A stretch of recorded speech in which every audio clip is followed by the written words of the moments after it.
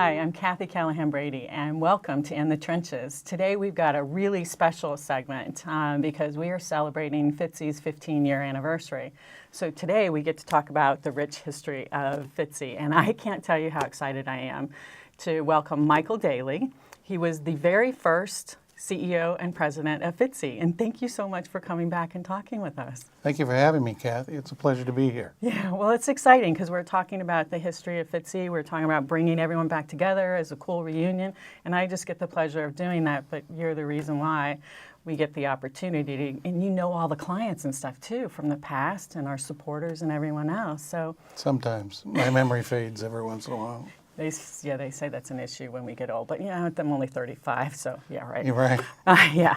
Anyways, tell us a little bit about Fitzy. How did it come about? I mean, we get to celebrate this 15-year anniversary. Kind of who is involved? Do you know where the name came from? Well, it really was a very collaborative effort.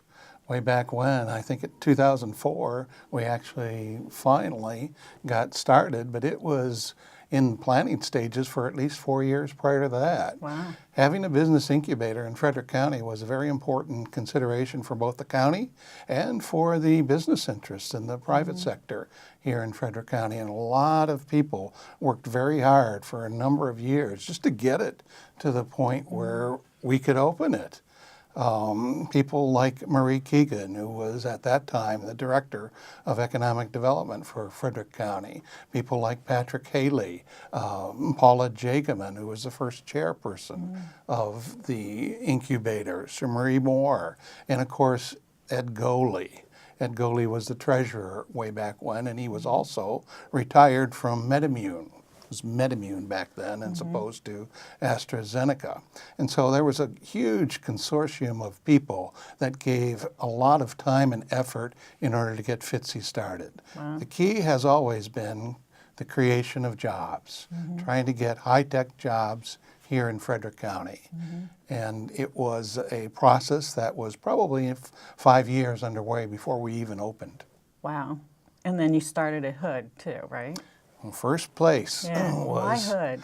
I'm excited because about that. The story goes, Marie Keegan went to Rotary with Ron Volpe, and Ron said, well, you know, we have some space up on the third floor of our academic building here. And Marie Keegan said, Ron, can we put Fitzy there? And so it was a collaboration from the very first between Hood College and from Fitzy and the Frederick County government. Wow. So it was really, Ron was instrumental in getting it started. Without the donation of that, and they didn't donate it, but they rented it out to us. But without their initial effort, we would not have had a Fitzy. Yeah. So they were very, very concerned at first. You know, Fitzy had all of the same issues a startup company has, because it is a startup company, and then some. It was a collaboration, one of the first public-private partnerships between not only county government, but city government, the private sector, and the state of Maryland was involved in all of that, and then Hood College. So when you have that many entities negotiating rental agreements and rules and regulations, we're somewhat sticky, but because of the diligence of Marie Keegan and Paula Jageman and Patrick Haley and Ed Goley and all of the board members, they were able to get a successful start of Fitzy. You know what I keep hearing is this theme about the community, because I have a feeling that I think Fitzy is special, to be honest with you, and I think Frederick is special, and there's something about, I mean, one phone call and you're here, and it's just, everyone just keeps coming back, and they keep talking about how amazing Fitzy was back then. So I'm pretty excited about being able to bring people back together. And now that we have the new root building, we're calling it Bringing Fitzy Back to Its Roots, because we're going to kick it off at Hood. Oh, nice, Yes. nice. Yeah, so that'll be fun. That's great. Well, it was originally started here in the city of Frederick, and rightfully so. It was a great place to do it. And you're absolutely right, the people that gave of their time and effort for this worthy cause. And I'm sure you're going to go into some of the numbers that was created over the years, but so many companies came out of Fitzy. Yeah. I think the estimate is over 50% of all the bio companies started at Fitzy in one of the labs, which is an amazing statistic when you think about it. It really is, yeah. And didn't you guys fill Hood really quickly, and then needed the second location right away? Yeah. So here is the story about that. Marie Keegan once said, "I don't want to be wearing one of those signs, walking up and down the sidewalk and saying, lab space for rent." And so there was a lot of expectation that we would actually fill it and get quality clients from the very beginning. And fortunately, we did. We were full within the first year. I think between 6 months and the end of the first year, we had already filled up Fitzy. And then we were putting people on what we called a virtual client basis, which allowed them to come in and be a virtual client. So within the second year, we actually started the plans for what would be our second installation down at the Monocacy Center down there. And yeah, it was a very successful start. We had a lot of high expectations on what it would do, and quite frankly, the team pulled it together. Wow, that's exciting. Now, you did talk about quality clients. So the very first client that graduated, would it fall under that category? Yeah, I think so. I think so, too. They're still in existence today, and they're doing very, very well. It's Coney Biosystems was one of our first graduates out of the labs at Hood College, and they moved into a location here in Frederick County, in fact, the city of Frederick. And that was one of the important elements of this. We wanted our graduates to stay here in Frederick County, and fortunately we had that. And Coney was just one of the best that we could have ever imagined. They're right now going through FDA approval on They're their... back at Fitzy now, which is really exciting. isn't that nice? Because they needed some more space and they needed it all separated. And yeah, that which just is exciting. shows. Yeah. That's a great compliment to Fitzy for what it did. They started out when they were, I can remember they had one lab, grew to 2, and had 3 or 4 people there. And then they finally are now, I don't know how many, they're at least 100, close to 100 employees. So it's a great success story. They did a wonderful job. They were one of the first companies where we actually received stock, as payment for their, we called it deferred payment at the time. Right. So once they graduated, they were able to give us that.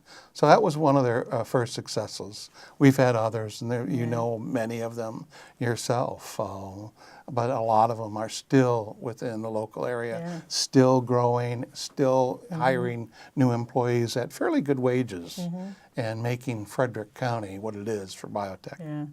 Yeah, that's exciting. And then we get to bring them all back again. Hopefully. Yeah. So let's talk about you, though. Why Fitzy for you? And you stayed at Fitzy for a long time, too. I started it in 2004, and as you said, we founded it then. And then I stayed through 2012, so about 8 years. And I enjoyed it. I very much enjoyed it. I am an entrepreneur by heart. I started several companies prior to Fitzy. And at the time that Fitzy was starting to be created, I had just sold my other business, and I was looking for my next thing. And I was not looking to become, most entrepreneurs do this. Once you're an entrepreneur, you're not real interested in going back as an employee. I get that one. So this was one of the few jobs I decided I would take. But before I did that, I did a little analysis. I wanted to do some research and say, well, is this something that I could actually do? Do I have the skills and the qualifications for this? So we had, of course, an association, a nationwide association of 1,200 different business incubators, and I contacted them and I did some research.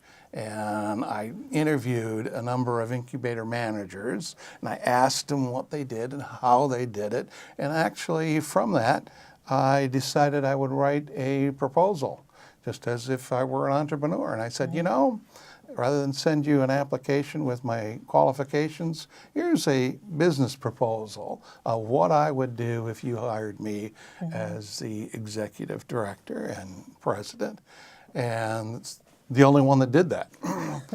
And they were fortunate enough to hire me, and I was there for 8 years, and I loved every minute of it. I loved working with all of the clients. We have some great people. And it's always a team effort between the city of Frederick, with the county government, with the private enterprise and the people that we had on the board.